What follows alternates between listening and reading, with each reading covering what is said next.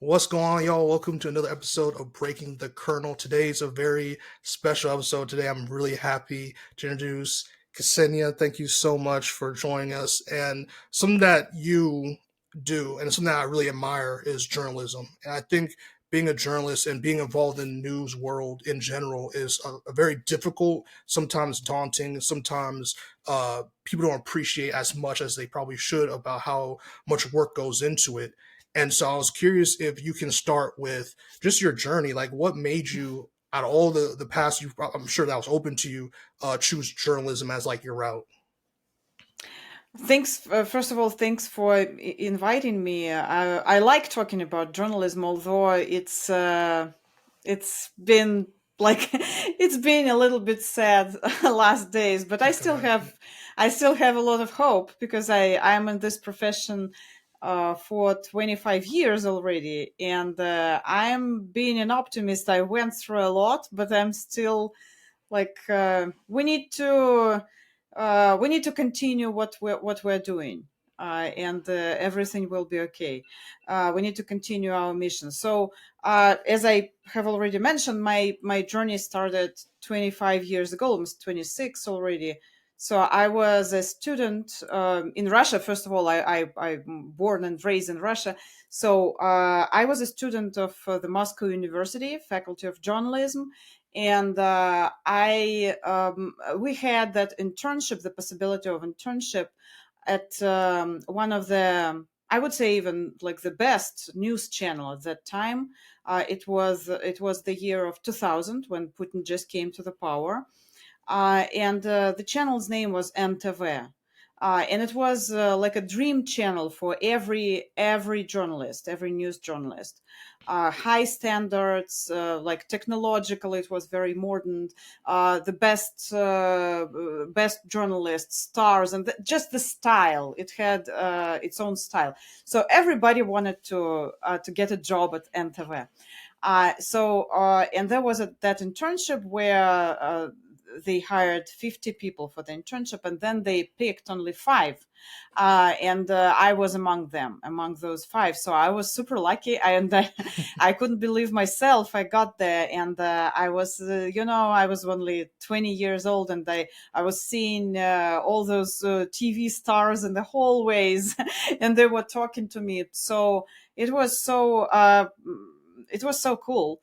But then since, as I said, Putin just came to the power, the channel was kind of in opposition to Putin. And I won't tell you the whole story because it will take all our podcast. If your listeners are interested, they can go to Wikipedia or read some articles, because there are a lot of articles on NTV case. It has an interesting story. So it was kind of in opposition to Putin, and it was a private channel, and so the pressure started, and it ended up by this channel taken over by the state oil company Gazprom.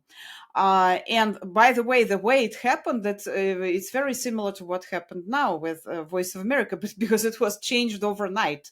That new management from Gazprom, they came at night, during the night, and they just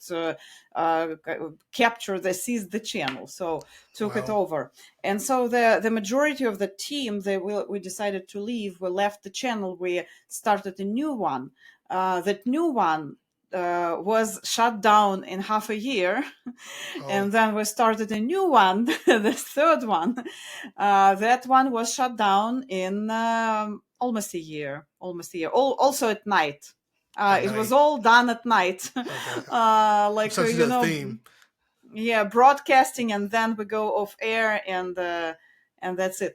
So after that, I was 23, still very young, and it just happened that I was already a host. I was a reporter and a morning host, Okay. and I was covering like tragic events, like that hostage crisis in the theater, Moscow theater. You probably heard about that in Yeah. 2002.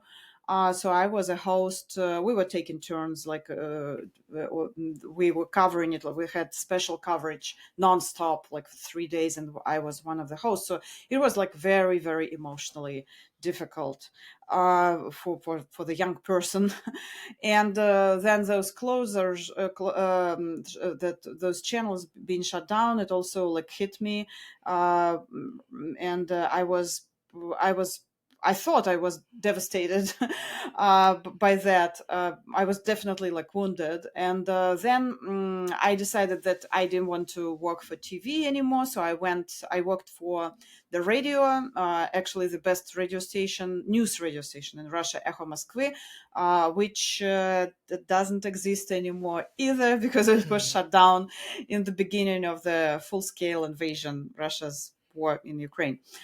So I worked there. Then I worked to a number of different radio stations. And since I didn't want to work for any state media in Russia, because if you work for the state media in Russia, you understand what it means. Like you need to agree to those rules, and yeah. I didn't want to do that. So that was my choice. I worked only for private media, and they were like media after media. They were like closed, shut down, the management changed, something happened. So I was like, like you are trying to escape some maniac who is following you and trying to kill you. So I was trying always to find a place where to work. And then I moved to Ukraine. I worked 4 years in Ukraine as a journalist, and that was probably one of the happiest periods of my career because we started a news radio station there. I learned Ukrainian language. I speak Ukrainian fluently as well. And I worked for the TV as well. And after that, I got a job offer from Voice of America, and I decided to move to to the US. Although it was a very tough decision because I was a single mom with little kid, and Yeah. but it was difficult. But finally, I was like, I need to take a risk and see how it goes. It's interesting because I just got that job offer and I decided to accept it. Yeah, no, that's a first of all really great recap of like I know your history, like a long period of your history, and something that I found interesting that I feel like a lot of especially Americans won't really understand as much is censorship within media, whether it's like broadcasted or not. And so that's interesting. You're saying is like how the shutdown overnights. I'm sure were overnight deliberately for a reason, and seeing that I probably already know the answer to this, but for the American audience, like, how does it feel compared to, I guess, you see how American journalism is and how, like, what they can say. I mean, you go on any online platform here, you see what they say about, like, our president, Mhm. whichever way, versus, the media you had to deal with when it came to Putin. Like, was that jarring to you to see, like, the difference between how you can conduct journalism here versus there? First off, I had this transition period in Ukraine because Ukraine, some people still think, although the war is ongoing and people learned a lot about Ukraine, some people still think it's kind of it's like Russia. Hmm. Because it's a former Soviet country and the language is similar. It's not that similar, by the way. So and uh, Ukraine is very different from Russia. Gotcha. Very different. So when I moved after working for a number of TV channels and radio stations to Ukraine, I actually was kind of shocked by the level of freedom. They have their own problems. Don't get me wrong. I'm not like sugarcoating everything Yeah. related to Ukraine because I love this country. They have their own problems. They have oligarchs, and especially at that time when I moved there, a lot of oligarchs. They're owning their own channels and they had their own fights, but they had a lot of freedom. They have like the variety of those channels and media, and you could have the whole picture if you watched them. They didn't have the situation when all media, even private ones, are concentrated on one hands, because that's what happened in Russia. uh, all media in Russia are concentrated on one hands, although some of them are officially state media. But some of them that are private media, they're still like under Putin. Because, for example, I worked for TV channel Ren TV. It used to be a private channel, but then it was bought by Putin's banker, Yuri Kovalchuk. Oh, wow. And so in different ways, they own media, whether it's officially or it's not officially. Like they use like all kinds of ways to control it. If you dig any media in Russia, any media, I mean inside Russia, not in exile, if you dig any media, you will find Putin. And Mhm. absolutely different picture in Ukraine. Different media, different opinions. Yes, informational wars and oligarchs, but it's absolutely just different concept. And also people in Russia. I am Russian, so I don't want to say like bad things about all Russians, but what I dealt with when I worked in Russia, I dealt with a lot of fear, a lot of self censorship everywhere. And again, I worked for the private channels. I didn't work for the state media. And although I worked for the private channels, I still faced a lot of like fear. I saw that in people, like, oh, don't let's just not like cover this event just in case, because they might close us and they will take away our license, TV license. Let's just put it like postpone it, or let's just show it this way or not that way, Gotcha. because we are afraid, we all have mortgage, and Yeah. none of this in Ukraine. I admire those people because they are not afraid of anything. I mean, maybe some of them are, but the majority, they are not afraid of anything. I saw like people, young journalists who just came to journalism, they could confront like experienced journalists or their bosses. They could say anything to them and argue with them. So they are like, as Ukraine is brave on the battlefield, Yeah. Ukraine is brave in journalism as well. So Love that's that. what I just witnessed. That's why when I moved to the US, I kind of, I got that big injection of freedom in Ukraine. And in US, it's hard for me to say, to estimate like the situation in media, because I worked only for Voice of America, and I would love to work for other American media. I hope will have a chance, even like as a freelancer or something. But it would be very interesting for me. But I cannot judge because I worked only for one media, and Voice of America is a very specific media because it's broadcasting abroad, multilingual language services, so it's not like regular media. But it was also what we did was all like free, without censorship, and only in the last several months after the election results, Yeah. I saw again that was actually scary recognition, because I saw that fear in people around me. I i couldn't believe it would be possible in America, because I saw the same thing. Like people are, I'm so afraid of losing my job. Like, let's not post it. Let's not do this, or we need to like find a different angle. And I'm like, oh my God, I've seen it. So that was kind of scary. But other than that, before that, and before we got shut down, by the way, fear never helps. You, Yeah. it's better to save your dignity, even Hmm. even because you will be shut down if they decide to shut you down. You will shut down anyway. Exactly. Yeah. But the difference is you will be shut down, like keeping your dignity or without, like Hmm. losing your dignity. That's the choice. And it was very important for me to not follow that self censorship fear. So for me, it's on the one hand, I was shocked. On the other hand, it's a little bit of relief that we were shut down, because I didn't want to be in a situation when I'm afraid of losing my job, and I agree to something I think it's unagreeable.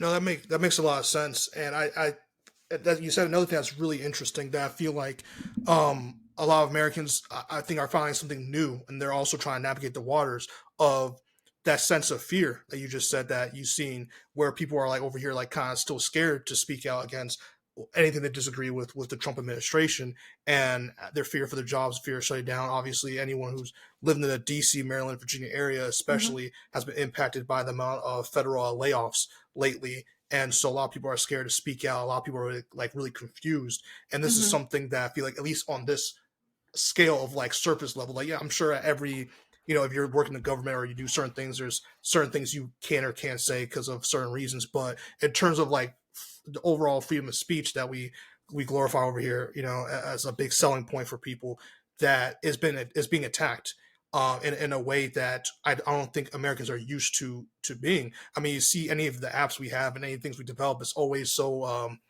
I guess, for lack of a better phrase, like brazen. And it's always like, if we say things without like really even thinking about certain consequences of getting fired, Mm-hmm. or getting getting stifled with what we want to say.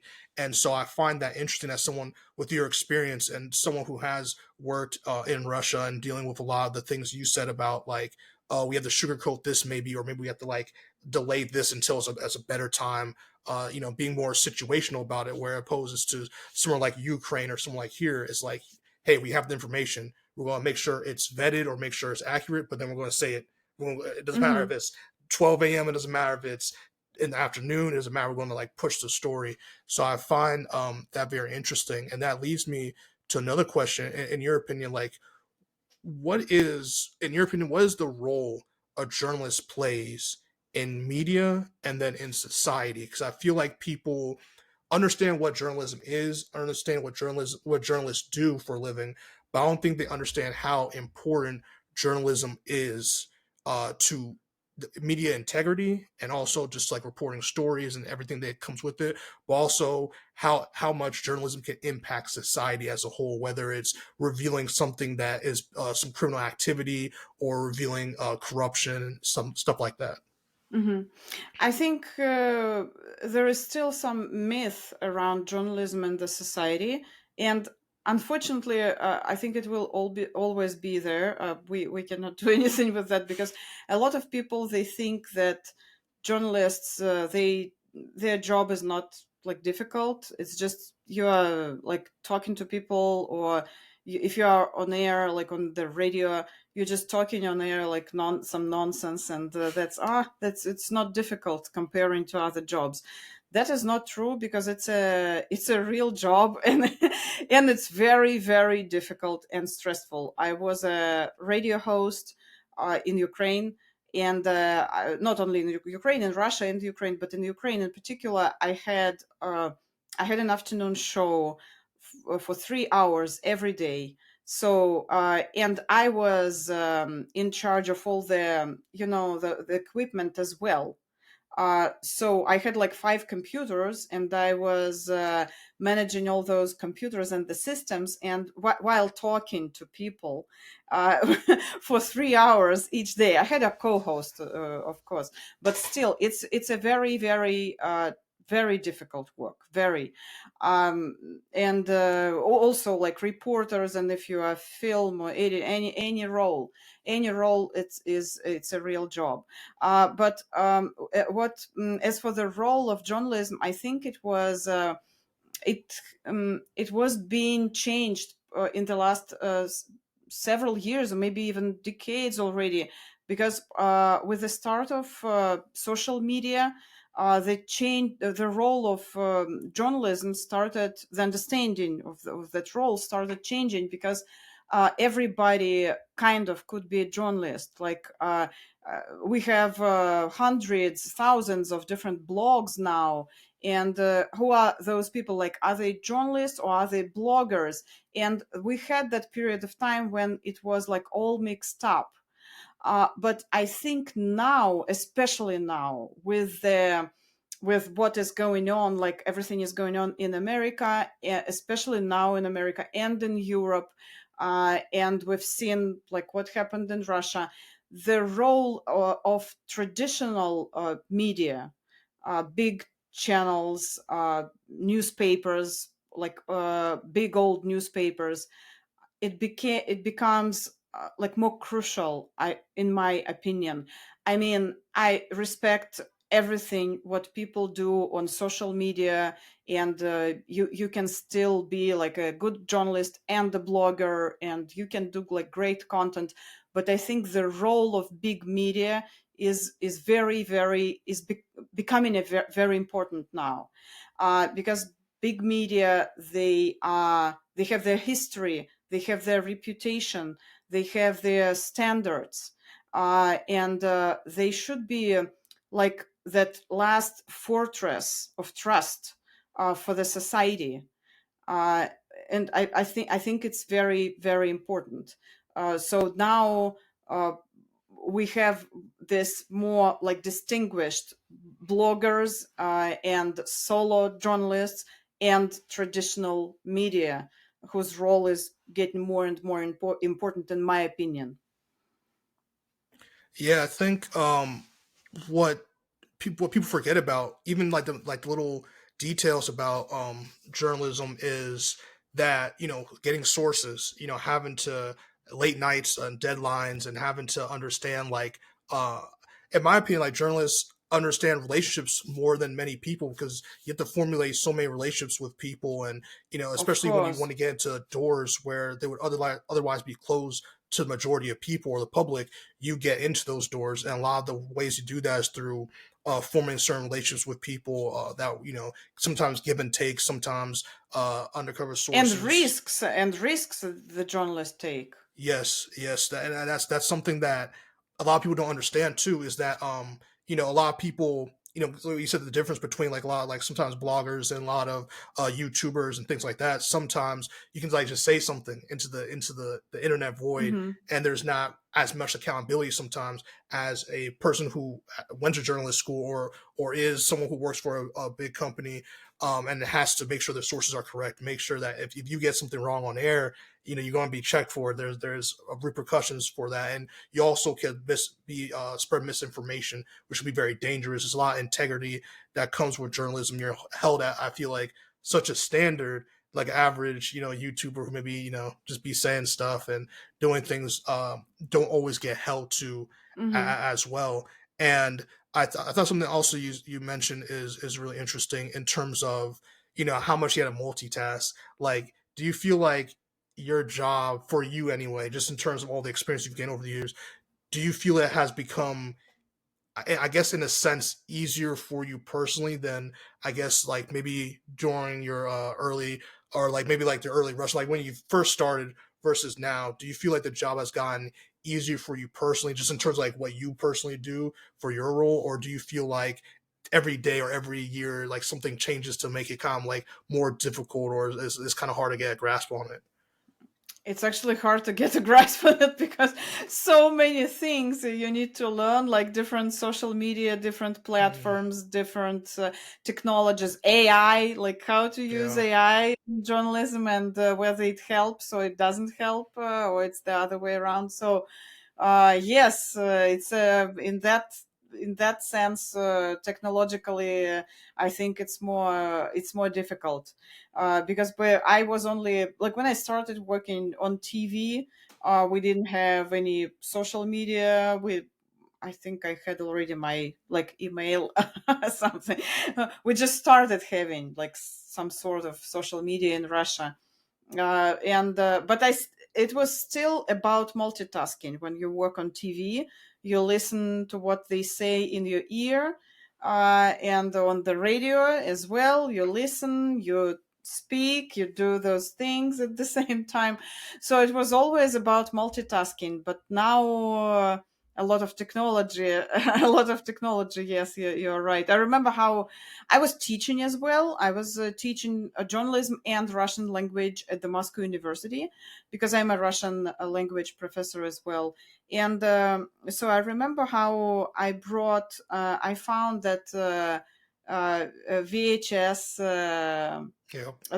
Yeah, to the university to show my students how I used to work on TV, and that recording, that particular recording, was the recording of my like of the news we broadcasted, but at the same time it recorded, it was like technical version, it recorded everything that was said in my ear.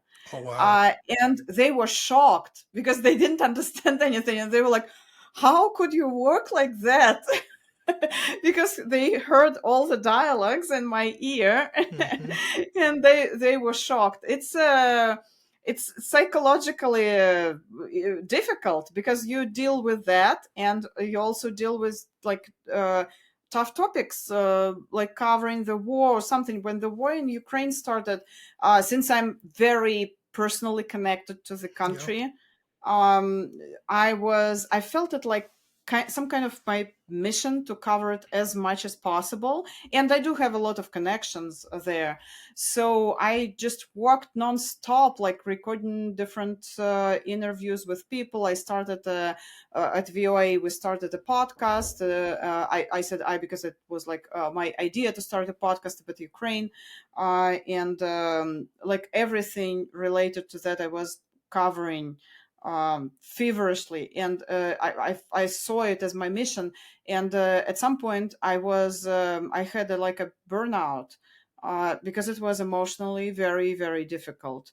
And that's what we are dealing with every day. And I can only imagine how felt. I'm not Ukrainian, I just lived there, and I have a lot of empathy and love to that country.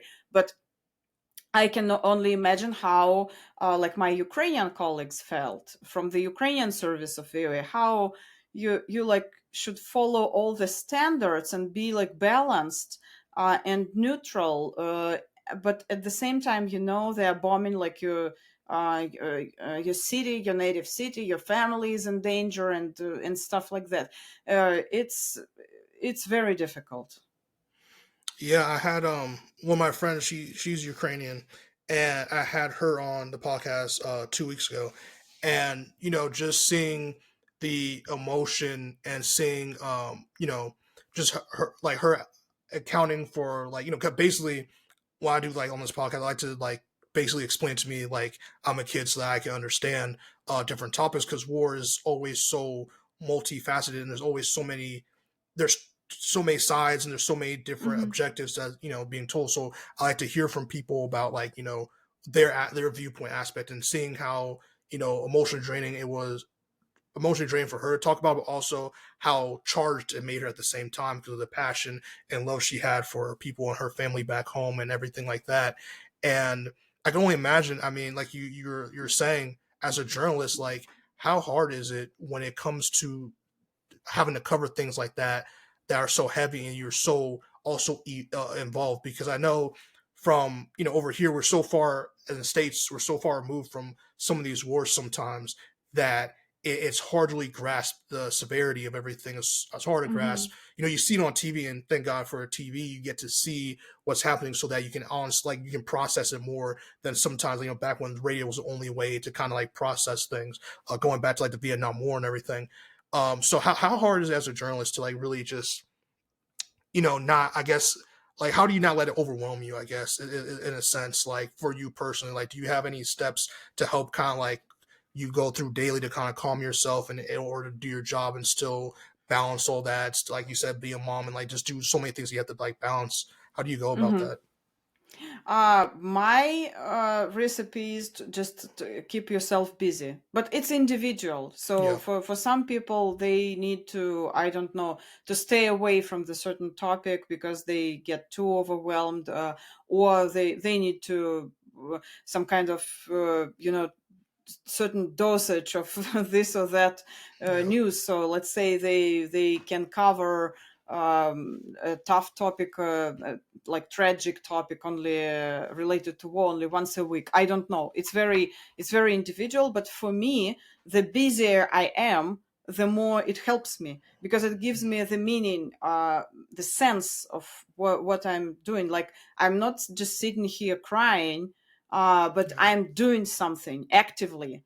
I'm covering it. I'm reporting. I'm giving. I can stay neutral. I can just give numbers, like how many people are injured or died, and it will speak for itself. Or I can just quote some officials, and it will always speak for itself. But the more I do, the more I feel myself like involved, and like I do my mission. I follow my Gotcha. journalist mission. That's my way of dealing with it. And I just don't have, like, I don't have time for thinking, oh, I'm so overwhelmed, I just want to lay down and cry. No, I because I'm always busy, I cannot do that. Yeah. And I need to do something for those people. Also, I like people, and I like their stories. So I I talk to them a lot. I'm being very like curious to people's stories. If I notice something on social media just around me, I'm like, oh, that would be a great story. And it helps me a lot. It helped me a lot while covering Ukraine, because I noticed a lot of stories like that, and it did help people. Just the fact that we covered it, it did help people. Even very like simple stories, like providing Ukrainian books for the American libraries or something, uh, and so on. No, I think that's really important. Like you said, everyone has like their different ways to process a lot of these things, and the fact that you're able to find what works for you and execute that in itself, it just speaks to like your professionalism and just how long you've been in the game, and just I feel like it could be really overwhelming to cover even me who has no background in both of those countries. So for me, it's like I kind of like an outsider looking in, and just knowing I have friends and people that I care about, that it does tie directly to them. So wanting to be there for them and just like educate myself on what's happening, I thought was an important first step for me personally in doing that. And it's still overwhelming for me. So I can only imagine for people who obviously have so much at stake when it comes to these things, how frustrating it must have been. You know, for example, like when Zelensky went to the White House Hmm. a couple weeks back, and how that thing that happened like a day or two after I recorded my podcast with my friends. So and seeing that, checking up on her, and then going to a recent protest. I think it was like veterans protest in DC Hmm. last weekend, and Yeah. seeing all those Ukrainian flags there, and just seeing the support and hearing and really hearing people. I think that's something I love about journalism, is like being able to really be amongst people and hear what they're saying, you know, and then you taking that and taking their truths and then putting it, giving them kind of like a platform to kind of echo that off of, because it's hard to be heard, especially now with social media and everything. It can be easier to be heard, but at the same time, there's so many people talking that voices can kind of get drowned out at the same time. Yes. Yes. Exactly. Um, so the last question I want to ask is, Hmm. opposed to when you first started to now, and I know you kind of touched on it throughout the interview, but what is what because the state of media today is really interesting to me, because there's just so much between like streamers, between people Hmm. on YouTube or online, and then obviously traditional media. Hmm. What is the biggest, like, I feel like, difference to you from like when you started to now? And has I know you kind of talked about it's been like technology is kind of like it's been challenging in that regards, but how challenging has it been, like, or how, I guess it has been a shock to you to see how drastically things have changed in terms of the landscape of journalism from when you first got into now? I think the most I've been thinking about what was the most like important change. There are a lot of changes, but I think one of the most important changes in media is that now it's almost impossible to hide anything, Hmm. uh, uh, because everything has its trail, and because of thanks to technology, thanks to AI as well, the different all kinds of technology, it's getting more and more difficult to hide the information. And that's why, at the same time, we have our challenges related to AI development because of all those deep fakes and stuff like that. And I think that's why journalists now they should use it wisely. Of course, it's just a like a very common thing to say, but I think we should use this possibility. Uh, we shouldn't be afraid of anything, and we should always remember that uh, we, uh, we should always remember that like bad things cannot be covered as they could be before, maybe. I always believed that you couldn't hide anything and the truth will come out anyways. but now it's more and more difficult to hide bad things. So I think we should remember that, and we should use it. We should use technology and the modern technology to serve like good journalism. Gotcha. No, I think great answer, and I think that that is interesting because as someone who really started doing like podcasting, interviewing, and really like speaking to people and doing news photography and stuff in the last like 5 years, it's always been interesting to hear people who've been the game longer and see how it used to be. Because I was just thinking the other day, like sometimes these like things will come out about people, and it's like how did this even like private conversations that like just come out, and then it's like at the right timing sometimes all these different things, and it's just like man, like it's definitely different because like, I couldn't even imagine like even 15 years ago. Whereas like some of this stuff, not that it wouldn't even come out, but it would just be so much harder. And it's, some stuff are like stuck on like whether it's cassette tapes or stuff like conversation I'd be on so many different things. But now it's like there's Bluetooth microphones, there's all kinds of different technology that makes it easier to report on things or find things. And like you say, the Yeah, trail, the digital trail and is it's much easier to prove that someone is lying. yeah. It's much easier to catch someone on a lie. That's why we have a lot of investigative media now, especially after the war, full scale war started, and there were a lot of Russian independent media in exile opened. They started investigate a lot of investigative reporting in Ukraine as well, and fact checking agencies. So it's all like flourishing now, and it's very important. Yeah, and that's part of the reason why I like doing episodes like this and getting more into the news opposed to just like, as I was doing before, it was like more entertainment stuff. Now I really do see, how it affects stuff even like back in around 2020 when over here we had a lot of the Black Lives Matter movements and stuff like that, and seeing how disjointed the media was about covering that, and like it was just a bunch of like a lot of grandstanding between what was happening in DC versus the rest of the country. And so that's what really motivated me to really be like, okay, I want to like get more into that and just like I really took my time like learning the journalism route and like learning more about how to be more professional proficient in that, opposed to just like kind of like going and just doing it willy nilly, because there's just so much. You see how important it is. You see that I really felt the gravity of what it's like to do journalism when you do go out there and you really do, you talk to people. I like to be old school. I like to write things down. I'm one of those guys, like I'm in the 1960s. I like to like have my little notebook and write it down just because I remember it I more like that way. notebooks as well. Yeah, I feel like I just feel like it's better for me.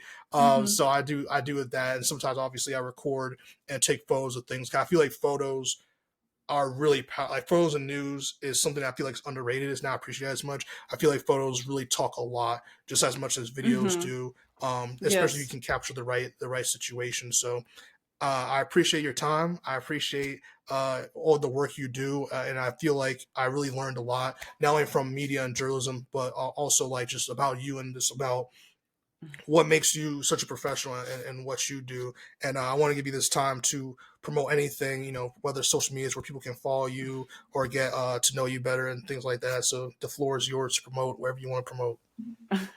I since I don't have job anymore, I really want to try to concentrate on a freelance work now, and to work on my YouTube channel. I started that channel. You can find me like Ksenia Turkova. It's very easy to find. I started it in the beginning of the war because I saw that there was not enough information about Ukraine, about what was going on in Ukraine and Russia here in America, because people still, for example, didn't understand like simple things like Ukrainian language and Russian language. These are two different languages. Or what happened to Crimea, or what was Navalny's role in Russia, in Russian opposition, and what is really going on in Russia with all the repressions against media, against the society in general. So people didn't have like much knowledge about that at the beginning of the war, and I thought it was very important to explain even some simple things. As I said, sometimes on my YouTube channel I would explain like a meme. There is a meme, but it's very important to break it down, to explain the words and the meaning behind the pictures and words, because it reflects the situation. It shows us some very important angle of the event. So that's, as a linguist, I'm mostly concentrated of like language related topics, but that's how I see my role. I want to explain more to people about Russia, about Ukraine, maybe about the situation in the former Soviet countries. And that's really also something that's really cool that you brought up about the memes.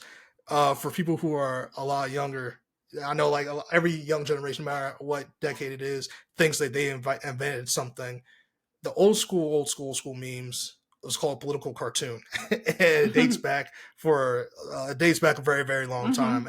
And just speaking on what you said about like breaking that down and just seeing the importance about that. But yeah, you're definitely one of the best. And I appreciate your time.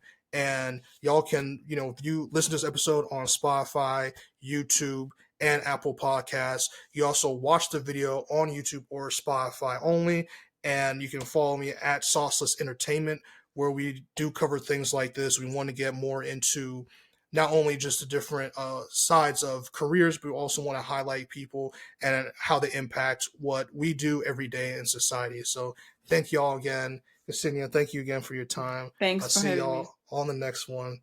Goodbye, everybody.